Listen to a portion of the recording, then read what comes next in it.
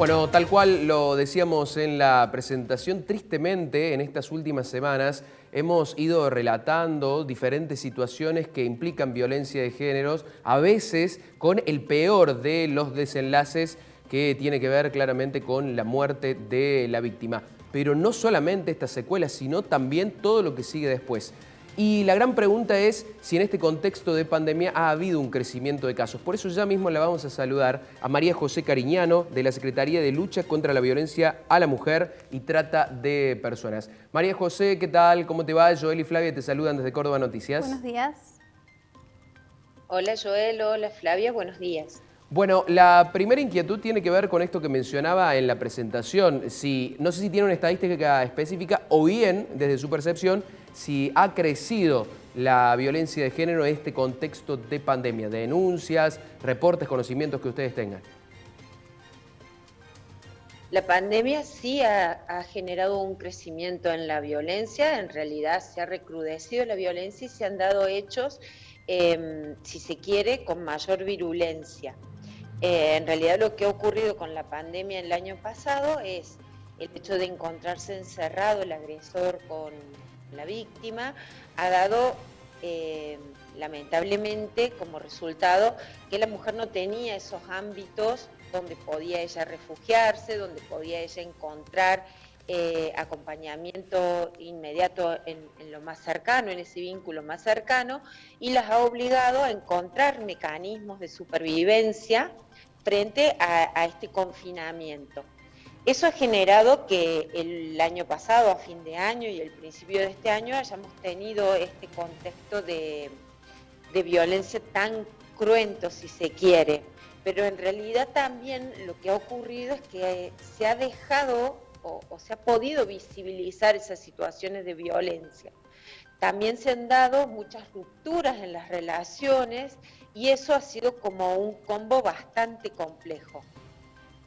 Bueno, sin lugar a dudas, cuando hablamos principalmente de la primera etapa de la pandemia, aquella que era mucho más restrictiva, fue muy difícil porque muchas víctimas se vieron obligadas a estar directamente encerradas, como bien decías recién, con sus agresores y en muchos casos sin posibilidad de pedir ayuda. En este contexto, para aquellas mujeres que quizá están atravesando una situación de violencia, porque a veces también cuando está dentro de la situación de violencia es muy difícil poder determinarla, más allá de las capacitaciones, más allá de las distintas publicidades que se generan para tratar de desarrollar conciencia, a veces a la víctima le cuesta entender que está siendo precisamente, valga la redundancia, víctima de este tipo de tratos. ¿Cuál es la recomendación que en este caso se le da al entorno para ayudar a esta víctima? Bien, tal como vos decís, es muy particular. Los casos son completamente diferentes e individuales y el proceso de una persona frente a lo que es esta toma de conciencia o a este develamiento de los hechos de violencia resulta individual. Y es verdad también, como vos lo decís, que muchas veces el entorno puede advertirlo en forma previa a que la víctima realmente lo vea. Entonces, lo más importante primero es siempre estar cerca de la persona, que la persona sepa que puede contar con ese entorno. Y nosotros lo que fue el proceso de la pandemia, bueno, como ya sabrán, se fortaleció la línea del 0800, que es una línea que está a las 24 horas y los 365 días del año, y por acuerdo con el Tribunal Superior y con el Ministerio Público Fiscal se tomaron las denuncias. Ahora bien, también es importante destacar que las denuncias de violencia pueden ser realizadas tanto por la víctima como por cualquiera de su entorno. En ese contexto, también vale destacar que esa denuncia puede realizarse con reserva de identidad. A veces nos hemos encontrado, por ejemplo, con las escuelas cuando tenían que hacer denuncia por haber tomado conocimiento de un hecho de violencia con respecto a un niño o una niña y el temor que generaba que la escuela fuera que hacía la denuncia y en consecuencia el entorno que se enterara de eso. Entonces está la figura esta de la reserva de identidad, que es muy importante que se use. Esto va a implicar que el juez sí va a tomar conocimiento de quién hace la denuncia, pero la contraparte no.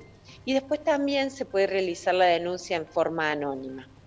Eso también da una reserva para las personas. Perdón. Claro, bueno, María José, la siguiente pregunta es algo que al menos nosotros cuando hemos tenido que contar diferentes noticias lamentablemente uno dice, se conoce un hecho grave de violencia, a veces que culmina con muerte, y muchas veces ha pasado de decir, ya había 2, 3, 5 denuncias. Entonces esa es la parte donde uno no termina de entender por qué sucedió lo que sucedió si ya el Estado estaba noticiado de la situación.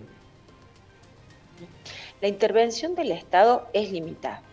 Hay una realidad, es decir, los hechos de violencia no todos constituyen un delito que sea penalmente perseguible y en consecuencia que lleven a la persona que agredió a la cárcel. Eso es como muy complejo, pero es así.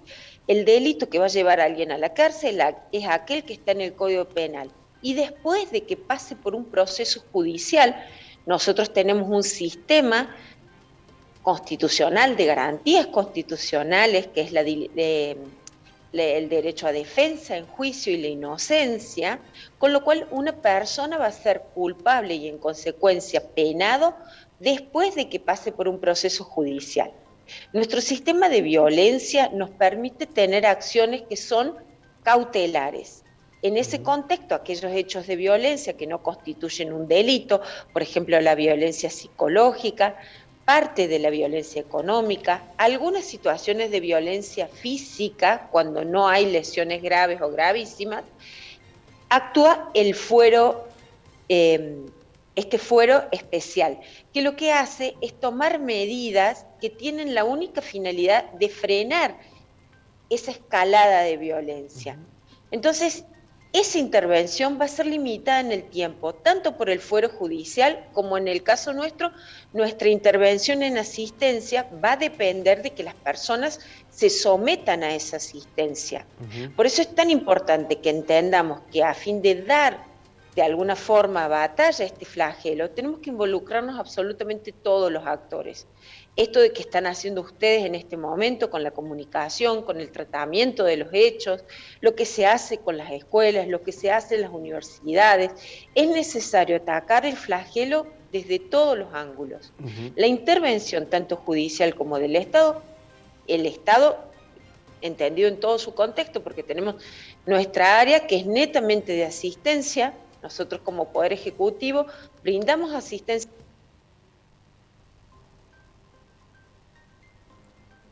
A ver, ahí te recuperamos, María José, ¿nos escuchás? Sí. Sí, perfecto. Sí. Nos decías, está el Estado interviene en diferentes áreas, específicamente donde tú trabajas es en la parte de asistencia. Exactamente, es el Poder Ejecutivo y se circunscribe que las personas voluntariamente, por más que por orden judicial van a venir, en el caso de los varones por orden judicial van a ir al centro de varones, es la persona la que tiene que tomar de alguna manera la continuidad de ese tratamiento. Claro, María José, ahí ya te estamos recibiendo con un problemita de sonido, así que simplemente agradecerte por lo que nos contaste. Bueno, me parece que es importante siempre visibilizarlo y bueno, era la idea también de la nota. Así que te mandamos un saludo y muchísimas gracias por estos minutos. Muchas gracias a ustedes y déjenme recordar nuevamente nuestro 0800-888-9898. Y estamos las 24 horas, los 365 días del año. Gracias a ustedes.